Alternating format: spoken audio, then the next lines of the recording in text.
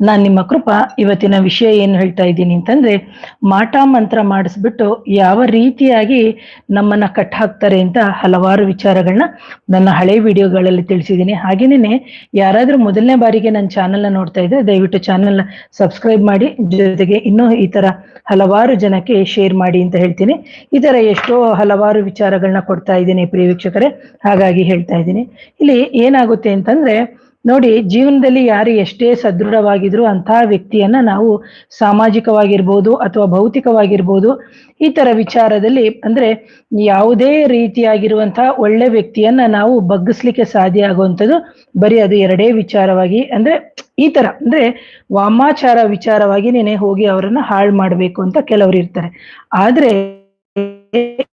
ಇಲ್ಲಿ ಏನಾಗುತ್ತೆ, ಕೆಲವೊಬ್ಬೊಬ್ಬ ವ್ಯಕ್ತಿನ ಮಾತ್ರ ಇಲ್ಲಿ ಟಾರ್ಗೆಟ್ ಮಾಡಲಾಗುತ್ತೆ ಪ್ರಿಯ ವೀಕ್ಷಕರೇ. ಅದರಲ್ಲಿ ನೀವು ನೋಡಬಹುದು ಎಂಥ ವ್ಯಕ್ತಿಗಳು ಅಂತ ಹೇಳಿ, ಅದರಲ್ಲಿ ಉನ್ನತ ಸ್ಥಾನದಲ್ಲಿ ಇರುವಂತಹ ವ್ಯಕ್ತಿಗಳಾಗಿರ್ಬೋದು ಅಥವಾ ರಾಜಕಾರಣಿಗಳಾಗಿರ್ಬೋದು ಅಥವಾ ಅತಿ ಹೆಚ್ಚಾಗಿರುವಂತಹ ಸುಂದರವಂತ ಹುಡುಗಿಯರಾಗಿರ್ಬೋದು ಅಥವಾ ಸ್ತ್ರೀಯರಾಗಿರ್ಬೋದು ಅಥವಾ ಅವ್ರ ಹತ್ರ ಬೆಲೆ ಬಾಳುವ ವಸ್ತುಗಳಿದೆ, ಈ ತರ ಎಲ್ಲ ಒಂದು ವಿಚಾರಗಳು ಅಂತ ಏನ್ ಬರುತ್ತೆ ಇದೆಲ್ಲವನ್ನು ನಾವು ನೋಡ್ಬೇಕಾಗುತ್ತೆ. ಹಾಗೆ ಇದೆಲ್ಲವನ್ನು ಟಾರ್ಗೆಟ್ ಮಾಡ್ಬೇಕಾದ್ರೆ ಕೆಲವರು ಏನ್ ಮಾಡ್ತಾರೆ ಅಂತಂದ್ರೆ ಕುಟುಂಬವನ್ನ ಮಾತ್ರ ಕೆಲವರು ಟಾರ್ಗೆಟ್ ಮಾಡ್ತಾರೆ, ಇನ್ನು ಕೆಲವರು ಬಂದ್ಬಿಟ್ಟು ಇಡೀ ಮನೆಯನ್ನೇ ಟಾರ್ಗೆಟ್ ಮಾಡ್ತಾರೆ. ಅಂತಹ ಸಂದರ್ಭದಲ್ಲಿ ನಾವು ಯೋಚಿಸ್ಬೇಕಾಗುತ್ತೆ, ಇವರು ಮಾಡ್ಬೇಕಾದ್ರೆ ಅಥವಾ ಇಂತಹ ಕೃತ್ರಿಮ ಪ್ರಯೋಗವನ್ನ ಇವರು ಬಂದ್ಬಿಟ್ಟು ಇಡೀ ಮನೆಗೆ ಮಾಡಿಸಿದಾರ ಅಥವಾ ಇಡೀ ಕುಟುಂಬಕ್ಕೆ ಮಾಡಿಸಿದಾರ ಅಂತ ಹೇಳ್ಬಿಟ್ಟು ನಾವು ನೋಡ್ಬೇಕಾಗುತ್ತೆ. ಯಾಕಂದ್ರೆ ಕೆಲವೊಂದೊಂದು ಸಂದರ್ಭದಲ್ಲಿ ಏನ್ ಮಾಡ್ತಾರೆ ಅಂತಂದ್ರೆ ಕೆಲವರು ಇಡೀ ಕುಟುಂಬಕ್ಕೆನೆ ಮಾಡಿಸ್ಬಿಟ್ಟಿರ್ತಾರೆ, ಇನ್ನು ಕೆಲವೊಂದೊಂದು ಸಂದರ್ಭದಲ್ಲಿ ಅವ್ರು ಬಂದ್ಬಿಟ್ಟು ಬರೀ ವೈಯಕ್ತಿಕವಾದ ಜೀವನಕ್ಕೆ ಅಥವಾ ಪರ್ಸನಲ್ ಆಗಿ ಒಂದೇ ಒಂದು ವ್ಯಕ್ತಿಗೆ ಮಾಡಿರ್ತಾರೆ.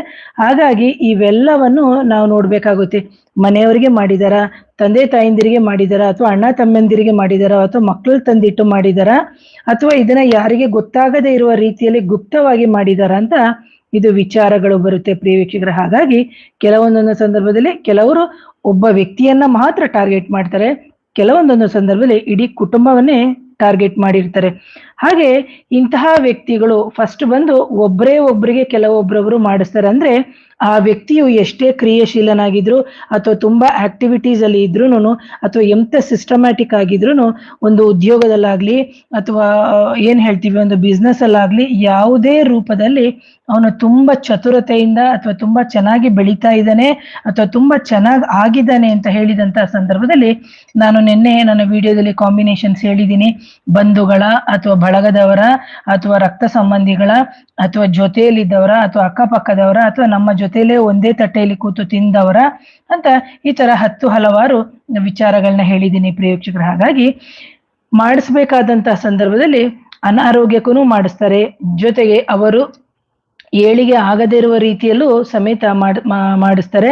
ಹಾಗೇನೇನೆ ಈ ತರ ಮಾಡಿಸಿದಂತಹ ಸಂದರ್ಭದಲ್ಲಿ ಏನಾಗುತ್ತೆ ಅಂತಂದ್ರೆ ಯಾವ ವ್ಯಕ್ತಿ ತೊಂದರೆ ಆಗ್ತಿರುತ್ತೋ ಅಥವಾ ಯಾವ ವ್ಯಕ್ತಿಗೆ ಇವರು ಮಾಂತ್ರಿಕ ಬಾಧೆ ಮಾಡಿರ್ತಾರೋ ಅಂತಹ ವ್ಯಕ್ತಿಯನ್ನ ಮೊದಲಿಗೆ ಇವರು ಬಂದು ವಶೀಕರಣ ಮಾಡ್ಕೋತಾರೆ. ಅಂತಹ ವಶೀಕರಣ ಮಾಡೋದ್ರಿಂದ ಏನಾಗುತ್ತೆ ಅಂದ್ರೆ, ಈಗ ಒಬ್ಬ ವ್ಯಕ್ತಿ ಅಂತ ಅನ್ಕೊಳ್ಳಿ, ಇದೊಂದು ವ್ಯಕ್ತಿ, ಇಂತಹ ವ್ಯಕ್ತಿಯನ್ನ ವಶೀಕರಣ ಮಾಡಿಕೊಂಡು ಆ ನಂತರದಲ್ಲಿ ಅವನ ಮೇಲೆ ಪ್ರಯೋಗ ಮಾಡ್ತಾರೆ ಕೆಲವರು. ಆದ್ರೆ ಯಾವ ಸಂದರ್ಭದಲ್ಲಿ ನಾವು ವಶೀಕರಣವನ್ನ ಅವ್ರು ಮಾಡ್ತಾರೆ ಅಂತಹ ಸಂದರ್ಭದಲ್ಲಿ ಈ ವಶೀಕರಣಕ್ಕೆ ಒಳಗಾಗಿರುವಂತಹ ವ್ಯಕ್ತಿ ಆ ವ್ಯಕ್ತಿ ಇದು ಇನ್ನೊಂದು ವ್ಯಕ್ತಿ ಹೇಳಿದ ರೀತಿಯಲ್ಲೇ ಕುಣಿತಾ ಇರ್ತಾನೆ. ಆದ್ರೆ ಇವರು ನಮ್ ಜೊತೆಗೇನೆ ಇದ್ದು ಮಾಡ್ತಾರೆ. ಇದ್ಯಾವುದು ನಮಗೆ ಕೆಲವೊಂದೊಂದು ಸಂದರ್ಭದಲ್ಲಿ ಗೊತ್ತೇ ಆಗಲ್ಲ. ವಶೀಕರಣ ಮಾಡಿದ ನಂತರ ಆ ನಂತರದಲ್ಲಿ ಕೆಲವರು ದಿಗ್ಬಂಧನ ಮಾಡ್ತಾರೆ, ಆ ನಂತರ ಆ ವ್ಯಕ್ತಿಯನ್ನ ಸದೆಬಡೆಯಲು ಪ್ರಯತ್ನ ಮಾಡ್ತಾರೆ. ಇದಕ್ಕೆ ಮೊದಲು ನಾವು ಎಚ್ಚೆತ್ಕೊಳ್ಳೇಬೇಕು, ಪ್ರತಿಯೊಬ್ಬ ಮನುಷ್ಯರು ಎಚ್ಚೆತ್ಕೋಬೇಕು. ಇದು ನೆಗೆಟಿವ್ ಎನರ್ಜಿನ ಕಳಿಸ್ತಾ ಇದ್ದಾರಾ ಅಥವಾ ಮಾಂತ್ರಿಕ ಬಾಧೆಯನ್ನ ಮಾಡಿಸ್ತಾ ಇದ್ದಾರಾ? ಕೆಲವರು ಹೇಳ್ತಾರೆ, ಮೇಡಮ್ ಎಷ್ಟೇ ಪರಿಹಾರ ಮಾಡ್ಕೊಂಡ್ರು ಪದೇ ಮಾಡ್ತಾ ಇದ್ದಾರೆ. ಮಾಡೋರ್ಗೇನ್ ಬೇರೆ ಕೆಲಸ ಇಲ್ವಾ? ನಿಮ್ ಕೆಲಸ ಮಾಡೋದ್ ಬಿಟ್ಬಿಟ್ಟು ಬೇರೆಯವ್ರನ್ನ ತೊಂದರೆ ಕೊಡುವಂಥದ್ದು ಯಾಕೆ ಮಾಡ್ಬೇಕು? ಎಲ್ಲರೂ ನಾವು ಬಂದಿರೋದು ನಮ್ಮದೇ ಆದ ಒಂದು ಕರ್ಮಗಳನ್ನ ಹೊತ್ಕೊಂಡು ಜೀವನ ಮಾಡಕ್ಕೆ, ಅದು ಆದ್ರೆ ಅವರಿಗೆ ಅರ್ಥನೇ ಆಗಲ್ಲ. ಹಾಗೆ ಯಾವ ವ್ಯಕ್ತಿಗೆ ಇದೊಂದು ವ್ಯಕ್ತಿ ಅಂತ ಅನ್ಕೊಳ್ಳಿ, ಈ ವ್ಯಕ್ತಿಗೆ ಪ್ರಯೋಗ ಆಗಿದೆ ಅಂತ ಅಂತಹ ಸಂದರ್ಭದಲ್ಲಿ ಅವನು ಹಲವಾರು ರೀತಿಯಲ್ಲಿ ಆಕರ್ಷಣೆಗೂ ಒಳಪಡ್ತಾನೆ. ಆ ನಂತರದಲ್ಲಿ ಇವರಿಗೆ ಇತರ ಕ್ರಿಯೆಗಳನ್ನ ಮಾಡಿ ಒಬ್ಬರಿಗೆ ಮೊದಲು ಮಾಡ್ತಾರೆ, ಆ ನಂತರದಲ್ಲಿ ಮನೆಯವರಿಗೆ ಮಾಡ್ತಾರೆ. ಯಾಕಂದ್ರೆ ಒಬ್ಬ ವ್ಯಕ್ತಿಗೆ ಆದಂತಹ ಸಂದರ್ಭದಲ್ಲಿ ಏನಾಗುತ್ತೆ ಅಂತಂದ್ರೆ ಅಂತಹ ಸಂದರ್ಭದಲ್ಲಿ ಒಬ್ಬ ವ್ಯಕ್ತಿ ಏನ್ ಮಾಡ್ತಾರೆ, ಹೇಗಾದ್ರೂ ಮಾಡಿ ಮನೆಯವರೆಲ್ಲ ಇರ್ತಾರೆ, ಮನೆಯವರೆಲ್ಲರೂ ಅವನ ಸರಿ ದಾರಕ್ಕೆ ತರಕ್ಕೆ ನೋಡ್ತಾರೆ. ಆದ್ರೆ ಇಲ್ಲೇನಾಗುತ್ತೆ ಅಂತಂದ್ರೆ ಎಲ್ಲರಿಗೂ ಮಾಡಿದಾಗ ಏನಾಗುತ್ತೆ, ಎಲ್ಲರಿಗೂ ಮಾಡಿದಾಗ ಮನೆಯಲ್ಲಿ ಜಗಳ, ಕಿರಿಕಿರಿ, ಬೇಸತ್ತು, ಈ ತರ ಒಬ್ರೊಬ್ರು ಸೂಸೈಡ್ ಮಾಡ್ಕೊಳ್ಳೋದು, ಹ್ಯಾಂಗ್ ಮಾಡ್ಕೊಳ್ಳೋದು ಅಥವಾ ಪಾಯ್ಸನ್ ಸೇವಿಸೋದು, ಈ ತರ ಎಲ್ಲ ಕೆಲವ್ರು ಮನೇಲಿ ಮಾಡ್ಬಿಡ್ತಾರೆ. ಆಗ ನಾವು ನೋಡ್ಬೇಕಾಗುತ್ತೆ ಎಲ್ಲರೂ ಒಟ್ಟಾಗಿ ಯಾಕೆ ಮಾಡ್ಕೊಂಡ್ರು, ಎಂತ ಸಾಲ ಬಾಧೆ ಅವರಿಗೆ, ಎಂತ ಕುಟುಂಬದ ಕಷ್ಟ, ಅದರ ಜೊತೆಗೆ ಕೆಲವರು ಹೋಗಿ ಅನ್ನೆಸೆಸರಿಯಾಗಿ ಸಾಲಕ್ಕೆ ಸಿಕ್ಕಾಕೊಳ್ಳುವಂಥದ್ದು, ಲವ್ ಮ್ಯಾರೇಜ್ಗಳಾಗ್ಬಿಡೋದು, ತುಂಬಾ ಪ್ರಾಬ್ಲಮ್ ಆಗೋದು, ತುಂಬಾ ಅನಾರೋಗ್ಯದ ಸಮಸ್ಯೆ, ಆಸ್ಪತ್ರೆಗೆ ಸುತ್ತಿ ಸಿಕ್ಕಾಬಟ್ಟೆ ಖರ್ಚು ಮಾಡಿರ್ತಾರೆ. ಇಂತಹ ಸಂದರ್ಭದಲ್ಲಿ ಅವರಿಗೆ ಎಷ್ಟು ಹೇಳಿದ್ರು, ಯಾರೇ ಇನ್ನೊಬ್ರಿಗೆ ಹೇಳ್ಕೊಂಡ್ರು ಅವ್ರಿಗೆ ಅರ್ಥನೇ ಆಗಲ್ಲ, ಯಾಕೆ ನನ್ನ ಜೀವನದಲ್ಲಿ ಹಿಂಗಾಗಿದೆ ಅಂತ.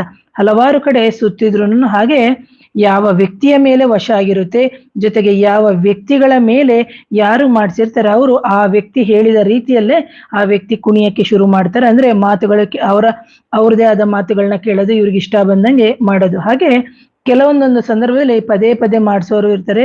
ಜೊತೆಗೆ ಯಾರು ಇರಬಾರ್ದು, ಯಾರು ಜಗಳ ಮಾಡ್ಬೇಕು, ಜೊತೆಗೆ ಇದ್ದವ್ರು ಬಿಟ್ಟು ಹೋಗ್ಬೇಕು. ಈ ಜೊತೆಗಿದ್ದವ್ರು ಬಿಟ್ಟು ಹೋಗ್ಬೇಕು ಅಂತಂದ್ರೆ ವಿದ್ವೇಷಣ ಕ್ರಿಯೆಯನ್ನು ಸಮೇತ ಮಾಡಿರ್ತಾರೆ. ಅಂದ್ರೆ ವಿದ್ವೇಷಣ ಅಂದ್ರೆ ಒಂದು ಗಂಡ ಹೆಂಡತಿ ಇರ್ಬೋದು, ಅಥವಾ ಒಂದು ತಾಯಿ ಮಕ್ಳಿರ್ಬೋದು, ತಂದೆ ಮಕ್ಳಿರ್ಬೋದು, ಇಂಥವ್ರನ್ನ ಬಿಟ್ಟು ಹೋಗ್ಬೇಕು, ಅಥವಾ ಜೊತೆಗೆ ಯಾರಾದ್ರೂ ಫ್ರೆಂಡ್ಸ್ಗಳು ಸಹಾಯ ಮಾಡ್ತಾ ಇದ್ರು ಸಮೇತ ಈ ತರ ಮಾಡ್ತಾರೆ ಪ್ರಿಯ ವೀಕ್ಷಕರು. ಆಗ ಅಂತಹ ಸಂದರ್ಭದಲ್ಲಿ ಅವರಿಗೆ ಬುದ್ಧಿನೇ ಓಡಲ್ಲ, ಯಾವ ರೀತಿ ಈ ಸಮಸ್ಯೆಯಿಂದ ಹೊರಗಡೆ ಬರ್ಬೇಕು ಅಂತ ಹೇಳ್ಬಿಟ್ಟು. ಯಾಕಂದ್ರೆ ಬುದ್ಧಿನೇ ಒಂಥರ ಭ್ರಮಣೆ ಆಗಿರುತ್ತೆ. ಆ ನಂತರದಲ್ಲಿ ಇವರನ್ನ ದಿಗ್ಬಂಧನ ಮಾಡ್ತಾರೆ, ದಿಗ್ಬಂಧನ ಮಾಡಿ ವಶೀಕರಣ ಮಾಡ್ಕೊಂಡು ವಿದ್ವೇಷಣ ಮಾಡಿ ಮಾಡ್ತಾರೆ. ಎಕ್ಸಾಂಪಲ್ಗೆ ಹೇಳೋದಾದ್ರೆ, ಯಾವುದೋ ಒಂದು ಹೆಂಗಸಿರ್ತಾಳೆ ಅಥವಾ ಒಂದು ಹೆಣ್ಮಗಳಿರ್ತಾಳೆ, ಅಂತಹ ಹೆಣ್ಮಗಳಿಗೆ ಮಕ್ಕಳಾಗ್ಬೇಕು ಅಂತ ಇರುತ್ತೆ. ಅಂತಹ ಮಕ್ಕಳು ಅಂದ್ರೆ ಅಂತಹ ಒಂದು ಸ್ತ್ರೀಗೆ ಅಥವಾ ಒಂದು ಸಂತಾನಕ್ಕೆ ಸಮಸ್ಯೆ ಕೊಡೋಕೆ ಅಂತಾನೆ ಹೇಳ್ಬಿಟ್ಟು ಗರ್ಭಕ್ಕೆ ಬಂದು ಕಟ್ಟು ಹಾಕುವಂಥದ್ದು ಅಂತ ಮೊದಲು ವಶಿ ಮಾಡೋದು, ಆ ನಂತರದಲ್ಲಿ ಅವರಿಗೆ ಬಂದು ದಿಗ್ಬಂಧನ ಮಾಡೋದು. ದಿಗ್ಬಂಧನ ಅಂದಾಗ ಈ ದಿಗ್ಬಂಧನದಲ್ಲಿ ಹಲವಾರು ವಿಧಗಳಿದೆ. ಆ ನಂತರದಲ್ಲಿ ಇವರಿಗೆ ಬಂದು ಯಾವ ಜಾಗಕ್ಕೆ ಅಥವಾ ದೇಹದ ಯಾವ ಭಾಗಕ್ಕೆ ಕಟ್ಟನ್ನು ಹಾಕಬೇಕು ಅಂತಹ ಕಟ್ಟನ್ನು ಹಾಕಿದಾಗ ಇಲ್ಲಿ ಬಂದು ಗರ್ಭ ಕಟ್ಟು ಆಗುತ್ತೆ. ಆ ಸಂದರ್ಭದಲ್ಲಿ ಅವರಿಗೆ ಎಷ್ಟೇ ಬಾರಿ ಸಂತಾನಗಳು ಗರ್ಭಪಾತ ಆಗೋದು, ಅಥವಾ ಹುಟ್ಟಿ ಸಾಯೋದು, ಅಥವಾ ಎಷ್ಟೇ IVF ಹೋದ್ರು ಫೇಲ್ಯೂರ್ ಆಗೋದು, ಇವೆಲ್ಲವೂ ಆಗ್ತಾ ಇರುತ್ತೆ ಪ್ರಿಯ ವೀಕ್ಷಕರೇ. ಹಾಗೆ ಇನ್ನೊಂದು ವಿಚಾರದಲ್ಲಿ ಹೆಣ್ಮಕ್ಳಿಗಾಯ್ತು ಅಂದ್ರೆ ಹಲವಾರು ರೀತಿಯಲ್ಲಿ ಜಸ್ಟ್ ಒಂದೊಂದು ಹೇಳಿದು.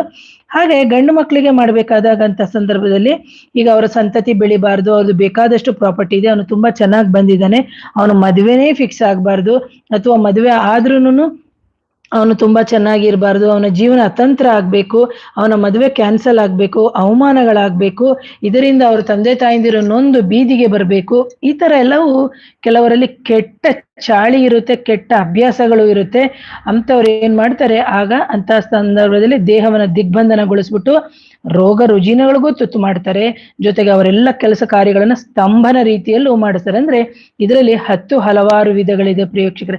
ಅಂತಹ ಸಂದರ್ಭದಲ್ಲಿ ಯಾವ ಹುಡುಗಿಯನ್ನು ತೋರಿಸಿದ್ರು ಸರಿ, ಅಥವಾ ಯಾವ ಹುಡುಗನನ್ನು ತೋರಿಸಿದ್ರು ಸರಿ, ಇವರು ಬಂದು ಅತ್ಯಂತ ಮಂಕ್ ಆಗೋಗ್ತಾರೆ. ಏನ್ ಮಾಡ್ಬೇಕು ಅಂತಾನೆ ಇವರಿಗೆ ಗೊತ್ತಾಗಲ್ಲ. ಎಷ್ಟೇ ಕ್ರಿಯಾಶಾಲೆ ಅಂದ್ರೆ ಎಷ್ಟೇ ಅವರು ತುಂಬಾ ಆಕ್ಟಿವ್, ಅವ್ರು ಹೇಳ್ತಾರೆ, ಮೇಡಮ್ ನನ್ನ ಮಗ ತುಂಬಾ ಚೆನ್ನಾಗಿದ್ದ, ತುಂಬಾ ಆಕ್ಟಿವ್ ಆಗಿದ್ದ, ಇತ್ತೀಚಿನ ದಿನಗಳಲ್ಲಿ ಓದೋದು ಇಲ್ಲ, ಇದು ಮದುವೆ ಮಾಡ್ಕೊಂಡ್ರು ಮಾಡಲ್ಲ. ಅಂದ್ರೆ ಇದೆಲ್ಲಾನು ಕಾರಣ ಆಗುತ್ತೆ ಪ್ರಿಯ ವೀಕ್ಷಕರೇ, ನಾವಿಲ್ಲಿ ನೋಡ್ಬೇಕು. ಹಾಗಾಗಿ ಮೊದಲು ಯಾವ ಕ್ರಿಯೆ ಮಾಡೋಕ್ಕಿಂತ ಮುಂಚೆ ಆ ವ್ಯಕ್ತಿಯನ್ನ ಯಾವ ರೀತಿ ವಶಕ್ಕೆ ತಗೊಂಡು ಮಾಡ್ತಾರೋ, ಅದನ್ನ ಕಾಗದ ರೂಪದಲ್ಲಿ ಮಾಡ್ತಾರೋ, ಅಥವಾ ಯಂತ್ರಗಳ ರೂಪದಲ್ಲಿ ಮಾಡ್ತಾರೋ, ಅಥವಾ ಗೊಂಬೆಗಳ ರೂಪದಲ್ಲಿ ಮಾಡ್ತಾರೋ, ಅಥವಾ ಹಿಟ್ಟಿನ ಗೊಂಬೆಗಳ ರೂಪದಲ್ಲಿ ಮಾಡ್ತಾರೋ, ಹೀಗೆ ಹಲವಾರು ವಿಧಗಳಿದೆ ಪ್ರೇಕ್ಷಕರೇ. ಆದ್ರೆ ಪೂರ್ತಿಯಾಗಿ ನಾನು ಹೇಳಕ್ ಹೋಗಲ್ಲ ಆ ಕಾನ್ಸೆಪ್ಟ್ ನ, ಜಸ್ಟ್ ಇನ್ಫಾರ್ಮೇಶನ್ಗೆ ಅಂತಾನೆ ಕೊಟ್ಟಿದ್ದೀನಿ. ಹಾಗೆ ಇಂತಹ ಕೆಲವರು ಹಲವಾರು ಪದಾರ್ಥಗಳನ್ನ ತಂದು ನಮ್ಮ ಮನೆಯಲ್ಲಿ ಹಾಕ್ಬಿಟ್ಟು ಹೋಗೋದು, ಅದರ ಜೊತೆಗೆ ಇನ್ನೊಂದು ಏನ್ ಮಾಡ್ತಾರೆ ಅಂತಂದ್ರೆ ಬೇರೆ ಬೇರೆ ರೀತಿಯಾದಂತಹ ಜಾಗದಲ್ಲೂ ಸಮೇತ ಇಡ್ತಾರೆ.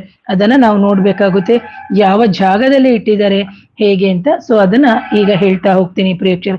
ಯಾಕೆ ಅಂದ್ರೆ ನಾನು ಹಿಂದಿನ ಕಾನ್ಸೆಪ್ಟ್ ಅಲ್ಲಿ ಹೇಳಿದೆ, ಬಾಧಕಾಧಿಪತಿ ಜೊತೆಗೆ ಷಷ್ಠಾಧಿಪತಿ ಅಂತ ಹೇಳ್ಬಿಟ್ಟು ಅಂತ ಕಾಂಬಿನೇಷನ್ಗಳಿದ್ರೆ ಮಾತ್ರ ನಾವು ಆಸ್ಟ್ರಾಲಜಿ ಅಥವಾ ಪ್ರಶ್ನಾಶಾಸ್ತ್ರದಲ್ಲಿ ನಾವು ಹೇಳೋದು ನಿಮಗೆ ಕೃತ್ರಿಮ ದೋಷ ಅಥವಾ ಕೈವಾಡಗಳು, ಈ ತರ ಅಭಿಚಾರಗಳು ಆಗಿದೆ ಅಂತ ಹೇಳ್ಬಿಟ್ಟು ಪ್ರಿಯ ವೀಕ್ಷಕರು. ಹಾಗಾಗಿ ಕೆಲವು ಬಾಧಕಾಧಿಪತಿ ಕೆಲವು ನಕ್ಷತ್ರಗಳಲ್ಲಿ ಸ್ಥಿತನಾಗಿದ್ದರೆ, ಅಂದ್ರೆ ಒಂದೆರಡು ನಕ್ಷತ್ರ ಹೇಳ್ತೀನಿ, ಅಶ್ವಿನಿ ನಕ್ಷತ್ರ ಆಗಿರ್ಬೋದು ಅಥವಾ ಪುನರ್ವಸು ನಕ್ಷತ್ರ ಆಗಿರ್ಬೋದು, ಚಿತ್ತ, ಸ್ವಾತಿ, ಇನ್ನು ಇದೇ ತರ ಹಲವಾರು ನಕ್ಷತ್ರಗಳನ್ನ ಹೇಳಿದ್ದಾರೆ ನಮ್ಮ ಹಿರಿಕರು ಅಥವಾ ನಮ್ಮ ಸಿದ್ಧ ಪುರುಷರುಗಳು.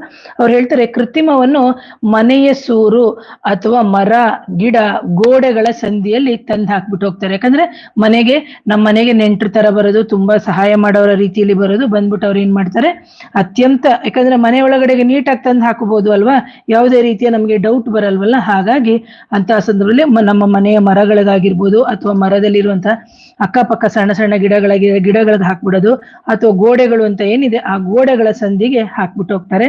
ಎಷ್ಟೋ ಬಾರಿ ತೆಗಿಲಿಕ್ಕೆ ಅಂತ ಹೋದಾಗ ಕೆಲವರಿಗೆ ಸಿಗುತ್ತೆ. ಹಾಗೆ ಇನ್ನು ಎಷ್ಟೋ ಜನಕ್ಕೆ ಅವರು ಅವರಿಗೆ ಸಿಕ್ಸ್ತ್ ಸೆನ್ಸ್ ಚೆನ್ನಾಗಿ ವರ್ಕ್ ಮಾಡಿ, ಅಥವಾ ಅವರು ಅತ್ಯಂತ ದೈವ ಭಕ್ತರಾಗಿ ಅವರಿಗೆ ಏನಾದ್ರೂ ಆ ಶಕ್ತಿ ಇತ್ತು ಅಂತಂದ್ರೆ ಖಂಡಿತವಾಗ್ಲೂ ಅವ್ರಿಗೆ ಗೊತ್ತಾಗುತ್ತೆ ನಮ್ಮ ಮನೆಯಲ್ಲಿ ಇಂಥ ತೊಂದರೆ ಆಗ್ತಾ ಇದೆ. ಸೊ ಅಂತ ಹೇಳ್ಬಿಟ್ಟು ಅಂತಹ ಗೊತ್ತಾಗುತ್ತಿರುವಂತಹ ಸಂದರ್ಭದಲ್ಲಿ ಅವರು ಅತ್ಯಂತ ಎಚ್ಚೆತ್ಕೊಳ್ತಾ ಹೋಗ್ಬೋದು. ಹಾಗೇನೆ ಇನ್ನೊಂದು ಅಂತಂದಾಗ ನಾವು ಹೇಳ್ತೀವಿ ಊರ್ಧ್ವ ನಕ್ಷತ್ರಗಳು ಅಂತಂದ್ರೆ ನಕ್ಷತ್ರಗಳಲ್ಲಿ 27 ನಕ್ಷತ್ರಗಳನ್ನೇ ಅದನ್ನ ಹಲವಾರು ಭಾಗಗಳಾಗಿ ವಿಂಗಡಿಸಿದ್ದಾರೆ ಪ್ರಿಯೋಕ್ಷಕರೇ. ಹಾಗಾಗಿ ಇದರಲ್ಲಿ ಬರೀ 2 ನಕ್ಷತ್ರ ಹೇಳ್ತೀನಿ. ಬಾಧಕಾಧಿಪತಿ ಊರ್ಧ್ವ ನಕ್ಷತ್ರ ಅಂತ ಹೇಳ್ತಾರೆ, ಅದನ್ನ 2 ಹೇಳ್ತೀನಿ. ಅದರಲ್ಲಿ ಬಂದು ರೋಹಿಣಿ ನಕ್ಷತ್ರ, ಆರಿದ್ರ ನಕ್ಷತ್ರ ಅಂತ ಹೇಳ್ತಾರೆ.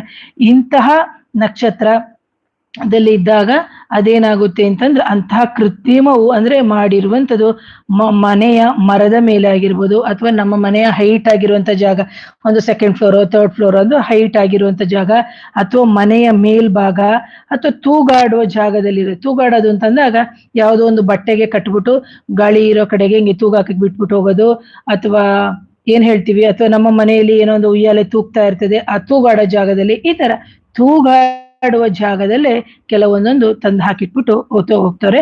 ಅದೇ ರೀತಿ ಬಾಧಕಾಧಿಪತಿ ಅಧೋಮುಖ ನಕ್ಷತ್ರ ಅಂತೀನಿ, ಅದರಲ್ಲೂ 2 ನಕ್ಷತ್ರ ಹೇಳ್ತೀನಿ, ಭರಣಿ ಮತ್ತೆ ಕೃತಿಕಾ ಅಂತೇಳಿ. ಅಂತಹ ಸಂದರ್ಭದಲ್ಲಿ ನಮ್ಮ ಮನೆಯಲ್ಲಿ ಬಾವಿಗಳಿದ್ರೆ ಅಥವಾ ನೀರಿಗೆ ಸಂಬಂಧಪಟ್ಟಂತಹ ಹೊಂಡಗಳು ಅಂತ ನಾವೇನ್ ಹೇಳ್ತೀವಿ, ಅಥವಾ ಅದು ಬಂದು ಕೆರೆ ಆಗಿರ್ಬೋದು, ಒಂದು ಹಳ್ಳಗಳಾಗಿರ್ಬೋದು, ಅಥವಾ ನಮ್ಮ ಮನೆಯಲ್ಲಿ ಒಂದು ಪಾಂಡ್ ತರ ಇರುವಂಥದ್ದು, ಅಥವಾ ಕೆಲವ್ರ ಮನೆಯಲ್ಲಿ ಈ ನಡುವೆ ಎಲ್ಲ ಫೌಂಟೇನ್ ತರ ಎಲ್ಲ ನಾವು ಮಾಡ್ಕೊಂಡಿರ್ತೀವಲ್ಲ ಅಂತಹ ಫೌಂಟೇನ್ ಆಗಿರ್ಬೋದು, ಅಥವಾ ಕೆಲವೊಂದೊಂದು ಸಂದರ್ಭದಲ್ಲಿ ಭೂಮಿಯ ಒಳಗೇನೆ ಇವರು ಇಟ್ಟಿರ್ತಾರೆ. ಹಾಗಾಗಿ ಕೆಲವೊಂದೊಂದು ನಕ್ಷತ್ರಗಳ ಆಧಾರದ ಮೇಲೆ ನಾವು ನೀರಲ್ಲಿಟ್ಟಿದಾರ, ಭೂಮಿಯಲ್ಲಿಟ್ಟಿದಾರ, ಸಜ್ಜಾದಲ್ಲಿಟ್ಟಿದಾರ, ಇದೆಲ್ಲವನ್ನು ನಾವು ನೋಡ್ಕೋಬೇಕಾಗುತ್ತೆ ಪ್ರಿಯ ವೀಕ್ಷಕರೇ. ಹಾಗೆ ಬೆಂಕಿ ರಾಶಿ ಅಂತಾನು ಹೇಳ್ತೀವಿ, ಅಗ್ನಿ ರಾಶಿ ಅಂತ ಹೇಳ್ತೀವಿ ಬಾಧಕಾಧಿಪತಿ. ಅಂಥದ್ದೇನಾದ್ರೆ ಬೆಂಕಿಯ ತಂದು ಅಂದ್ರೆ ಏನಾದ್ರೂ ಉರಿತಾ ಇರ್ಬೇಕಾದ್ರೆ ಬೆಂಕಿಗೆ ತಂದು ಹಾಕಿ ಮಾಡಿ ಹೋಗಿದ್ದಾರೆ ಅಂತ. ಜಲರಾಶಿಯಲ್ಲಿತ್ತು ಅಂತಂದ್ರೆ ನೀರಿನ ಒಳಗಡೆ ಮಾಡಿದ್ದಾರೆ ಕಟ್ಟು, ಅಥವಾ ವಾಯು ರಾಶಿಯಲ್ಲಿತ್ತು ಅಂದ್ರೆ ಗಾಳಿಯಲ್ಲಿ, ಹಾಗೆ ಪೃಥ್ವಿ ರಾಶಿ ಅಂತ ಹೇಳ್ತೀವಿ, ಅದು ಬಂದು ಭೂಮಿಯ ಮೇಲೆ ಅಂತ ಹೇಳ್ಬಿಟ್ಟು. ಹಾಗೆ ಪಂಚಭೂತಗಳನ್ನ ಯಾಕಂದ್ರೆ ನನ್ನ ಹಳೆಯ ವಿಡಿಯೋದಲ್ಲಿ ಹೇಳಿದೆ, ಪಂಚಭೂತಗಳ ಸಹಾಯದಿಂದನೇ ಪಂಚಭೂತಗಳಾಗಿರುವಂತಹ ಪಂಚಭೂತಗಳ ರಿಲೇಟೆಡ್ ಪಂಚಭೂತ ದೇಹಗಳಿಗೇನೆ ಅವರು ವಾಮಾಚಾರ ಮಾಡಿಸುವಂಥದ್ದು ಅಂತ. ಹಾಗಾಗಿ ಕೆಲವೊಂದೊಂದು ಸಂದರ್ಭದಲ್ಲಿ ನಾವು ಲಗ್ನ, ರಾಶಿ ಅಂಡ್ ಎಗೇನು ನಕ್ಷತ್ರಗಳನ್ನ ನಾವು ತಗೋಬೇಕಾಗುತ್ತೆ ಪ್ರಿಯ ವೀಕ್ಷಕರೇ. ಇಂಥ ಒಂದು ಬಾಧಕಾಧಿಪತಿ ಚರ ನಕ್ಷತ್ರ ಅಂದ್ರೆ ನಕ್ಷತ್ರಗಳಲ್ಲಿ ಹೇಳಿದೆ ಹಲವಾರು ವಿಧ ಅಂತ. ಸೊ ಇಲ್ಲಿ ಬಂದು ಚರ ನಕ್ಷತ್ರದಲ್ಲಿದ್ದಂತಹ ಸಂದರ್ಭದಲ್ಲಿ ಒಂದು ಧನಿಷ್ಠ ಆಗಿರ್ಬೋದು, ಒಂದು ಶತಾಭಿಷ ಆಗಿರ್ಬೋದು, ಕೆಲವು ನಕ್ಷತ್ರಗಳಲ್ಲಿ ಇತ್ತು ಅಂತಂದ್ರೆ ಆಯಾ ಸಮಯಕ್ಕೆ ಇಂತಹ ಒಂದು ಮಾಟ ಮಂತ್ರದ ಒಂದು ಪರಿಹಾರವನ್ನು ನಾವು ಪರ್ಮನೆಂಟ್ ಆಗಿ ಕ್ಲಿಯರ್ ಮಾಡ್ಕೋಬಹುದು. ಆದ್ರೆ ಇಲ್ಲೇನಾಗುತ್ತೆ ಅಂದ್ರೆ ಕೆಲವೊಂದೊಂದು ನಕ್ಷತ್ರ ಅಂತ ಹೇಳ್ತೀನಿ, ಅದೇ ಬಾಧಕಾಧಿಪತಿ ಸ್ಥಿರ ನಕ್ಷತ್ರ, ರೋಹಿಣಿ, ಉತ್ತರ, ಜಾಸ್ತಿ ಹೇಳಲ್ಲ, ಅಂತಹ ನಕ್ಷತ್ರಗಳಲ್ಲಿ ಇತ್ತು ಅಂತಂದ್ರೆ ಎಷ್ಟೋ ವರ್ಷಗಳಾಗೋಗಿದೆ, ಆದ್ರೆ ತೆಗಿಯಕ್ಕೆ ತುಂಬಾ ಕಷ್ಟ ಸಾಧ್ಯ. ಅಂದ್ರೆ ಸರಿಯಾದ ರೀತಿಯಲ್ಲಿ ನಿಮ್ಮನ್ನ ಲಾಕ್ ಮಾಡಿರ್ತಾರೆ. ಅಂತಹ ಸಂದರ್ಭದಲ್ಲಿ ನಮಗೆ ಗೊತ್ತೇ ಆಗಲ್ಲ. ಕೊನೆಗೆ 80 ಭಾಗ ಆಗಿ ಇನ್ನೇನು 80 ಅಲ್ಲ 85 ಆಗಿ ಇನ್ನೇನು 15% ಆಗಿದೆ ಅಂತ ಹೇಳಿದಾಗ ನಾವು ಇಡೀ ಆಸ್ಪತ್ರೆ ಬೇರೆ ಬೇರೆ ಕಡೆ ಎಲ್ಲ ಸುತ್ತಿ ಎಲ್ಲ ಬಂದ್ರೂ ಆಗಲ್ಲ. ಯಾಕೆ ಅಂತಂದ್ರೆ ಕೆಲವೊಂದೊಂದು ನಕ್ಷತ್ರಗಳನ್ನ ನಾವು ಅದೇ ರೀತಿ ಪರಿಗಣನೆ ಮಾಡಿದ್ದಾರೆ. ಹಾಗಾಗಿ ಅಂತಹ ಸಂದರ್ಭದಲ್ಲಿ ನಿಮಗೆ ಕಷ್ಟ ಆಗುತ್ತೆ, ಆದರೆ ಜೊತೆಗೆ ಖರ್ಚು ಆಗುತ್ತೆ. ಯಾವ ತಾಂತ್ರಿಕರು ನಿಮಗೆ ಪರಿಹಾರ ಮಾಡಿಕೊಳ್ಳಬಲ್ಲರೋ ಅವರು ಅವರ ದೈವ ಶಕ್ತಿಯ ಮೇಲೆ, ಜೊತೆಗೆ ನಿಮ್ಮ ಕುಲದೇವರು, ನಿಮ್ಮ ಗ್ರಾಮ ದೇವರು, ಇವರ ಮೊರೆಯ ಮುಖಾಂತರನೇ ಹೋಗಿ ಇವರು ಕಷ್ಟ ಸಾಧ್ಯದಿಂದ ನಿಮಗೆ ಆ ಪರಿಹಾರವನ್ನ ಮಾಡ್ಕೊಡ್ತಾರೆ. ಆದ್ರೆ ಇಲ್ಲಿ ಏನಾಗುತ್ತೆ ಅಂತಂದ್ರೆ, ಪರಿಹಾರ ಮಾಡ್ಬೇಕಾದ್ರೆ ನೀವು ಯಾವ ವ್ಯಕ್ತಿ ಹತ್ರ ಹೋಗಿರ್ತೀರಿ, ಆ ವ್ಯಕ್ತಿಯ ಮಾತುಗಳನ್ನ ಅತ್ಯಂತ ಸೂಕ್ತವಾಗಿ ಸರಳವಾಗಿ ಹೇಳುವಂತಹ ಎಲ್ಲ ಕ್ರಮಗಳನ್ನ ಪಾಲಿಸಿದ್ರೆ ಮಾತ್ರ ಇದು ಪರಿಹಾರ ಮಾಡಕ್ಕೆ ಸಾಧ್ಯ. ಯಾಕಂದ್ರೆ ಕೆಲವು ಕಾಂಬಿನೇಷನ್ಸ್ ಅಂತ ಬಂದಾಗ ಅದು ಕಷ್ಟ ಸಾಧ್ಯ, ಕಷ್ಟ ಜೊತೆಗೆ ಸಾಧ್ಯ. ನೋಡಿ, ಮೀನ್ಸ್ ಎರಡು ವರ್ಡಿಂಗ್ಸ್ ಇದೆ, ಕಷ್ಟನೂ ಇದೆ ಜೊತೆಗೆ ಸಾಧ್ಯನೂ ಇದೆ. ಅಂದ್ರೆ ಕಷ್ಟಪಟ್ಟು ತೆಗಿಲೇಬೇಕು ಅಂತ ಹೇಳಿದಾಗ ನಿಮಗೆ ಹಲವಾರು ಬಾಧೆಗಳಾಗುತ್ತೆ, ಈಗಾಗಲೇ ಬಾಧೆಗಳಾಗಿರುತ್ತೆ. ಆದರೂ ಅಂತಹ ಬಾಧೆ ತೆಗಿಕೊಳ್ಬೇಕು ಅಂದ್ರೆ ಕಷ್ಟ ಸಾಧ್ಯದಿಂದ ನೀವು ಮಾಡ್ಕೋಬೇಕಾಗುತ್ತೆ ಪ್ರಿಯ ವೀಕ್ಷಕರೇ. ಹಾಗೆ ಕೆಲವೊಂದೊಂದು ನಕ್ಷತ್ರ ಇದೆ ಬಾಧಕಾಧಿಪತಿ. ಕೆಲವು ನಕ್ಷತ್ರ ಅಂದ್ರೆ ಒಂದು ಭರಣಿ ನಕ್ಷತ್ರ ಅಥವಾ ಮಖಾ ನಕ್ಷತ್ರ ಅಂತ ಹೇಳ್ತೀವಿ. ಇಂಥ ನಕ್ಷತ್ರದಲ್ಲಿದ್ದಾಗ ಶ್ರಮ ಜಾಸ್ತಿ ಪಡ್ಬೇಕಾಗುತ್ತೆ. ಶ್ರಮ ಅಂತ ಹೇಳಿದಾಗ ಈಗ ಒಂದು ಪರಿಹಾರ ಜೊತೆಗೆ ಇನ್ನೂ ಒಂದು 5-6 ರೀತಿಯ ಪರಿಹಾರಗಳು, ಈ ತರ ಅಂದ್ರೆ ಶ್ರಮ ವಹಿಸ್ಕೋಬೇಕು. ಕಷ್ಟ ಇರುತ್ತೆ, ಶ್ರಮ. ಈಗ ನೀವೇನೋ ಕೆಲಸಗಳಿಗೆ ಹೋಗ್ತಾ ಇರ್ತೀರಿ, ಅಂತಹ ಸಂದರ್ಭದಲ್ಲಿ ಅಂತಹ ಪರಿಹಾರಗಳನ್ನ ಮಾಡ್ಕೊಳಕ್ಕೆ ನಿಮಗೆ ಸಮಯನೇ ಸಿಗಲ್ಲ. ಬಟ್ ಆದ್ರೂ ಈ ಸಮಸ್ಯೆಗೆ ನೀವು ನಿಮ್ಮ ದೈಹಿಕವಾಗಿ ಮಾನಸಿಕವಾಗಿ ನಿಮಗೆ ಶ್ರಮ ಹಾಕೊಂಡೇ ನೀವು ಇಂಥ ಪರಿಹಾರಗಳನ್ನ ಮಾಡ್ಕೋಬೇಕು ಅಂತ. ಹಾಗೆ ಇನ್ನು ಕೆಲವೊಂದೊಂದು ಸಂದರ್ಭದಲ್ಲಿ ಇಂಥ ಕೃತ್ರಿಮ ಅಥವಾ ಮಾಟ ಮಂತ್ರಗಳನ್ನ ತೆಗಿಬೇಕಾದಂತಹ ಸಂದರ್ಭದಲ್ಲಿ ತೆಗೆಯುವ ವ್ಯಕ್ತಿಗೂ ಅಥವಾ ಯಾವ ವ್ಯಕ್ತಿಗೆ ತೊಂದರೆ ಆಗ್ತಾ ಇದೆ ಅಂತಹ ವ್ಯಕ್ತಿಗಳಿಗೆ ಪ್ರಾಣಕ್ಕೆ ಸಂಬಂಧಪಟ್ಟಂತಹ ಪ್ರಾಣಾಪಾಯಗಳು ಕಂಡು ಬರುತ್ತೆ. ಸೊ ನೋಡಿ, ಅವರು ಪರಿಹಾರಕ್ಕೆ ಅಂತ ಹೊರಡ್ತಾ ಇರ್ತಾರೆ. ಅಂತಹ ಸಂದರ್ಭದಲ್ಲಿ ರೋಡಲ್ಲಿ ಆಕ್ಸಿಡೆಂಟ್ ಆಗೋದು, ಅಥವಾ ಅವರ ದೇಹದಿಂದ ಯಾವುದೋ ಭಾಗದಲ್ಲಿ ಕಟ್ಟಾಗಿ ರಕ್ತ ಇದಾಗೋದು, ಅಥವಾ ಕಿಚನ್ ಅಲ್ಲಿ ಕೆಲಸ ಮಾಡ್ಬೇಕಾದ್ರೆ ರಕ್ತ ಬರೋದು, ಅಥವಾ ಅವರಿಗೆ ವಿಪರೀತ ಚಳಿ ಜ್ವರ ಬಂದು ಸಡನ್ ಆಗಿ ಹೋಗಿ ICU ಅಲ್ಲಿ ಅಡ್ಮಿಟ್ ಆಗೋದು. ಬಟ್ ಆದ್ರೆ ಎಲ್ಲ ವೈಯಕ್ತಿಕವಾಗಿರುವಂತ ಎಲ್ಲ ಮೆಡಿಕಲ್ ರಿಪೋರ್ಟ್ಸ್ ಏನ್ ಹೇಳ್ತಾರೆ ಅಂತಂದ್ರೆ ನಾರ್ಮಲ್ ಆಗಿರುತ್ತೆ. ಬಟ್ ಆದ್ರೆ ಆ ತರ ಬರುತ್ತೆ. ಜೊತೆಗೆ ಏನಾಗುತ್ತೆ ಅಂದ್ರೆ ಪರಿಹಾರ ಮಾಡ್ಕೊಳ್ಳುವಂತ ಸಂದರ್ಭದಲ್ಲಿ ತುಂಬಾ ಡಿಸ್ಟರ್ಬೆನ್ಸು, ತುಂಬಾ ಅಂದ್ರೆ ಹುಟ್ಟಿ ಸಾಯ್ತಾರೆ ಅಂತ ಹೇಳ್ತಾರಲ್ಲ ಆ ತರ. ಯಾಕಂದ್ರೆ ಅವರಿಗೆ ದಶಾಭುಕ್ತಿಗಳು ಅದೇ ರೀತಿಯಾಗಿರುತ್ತೆ.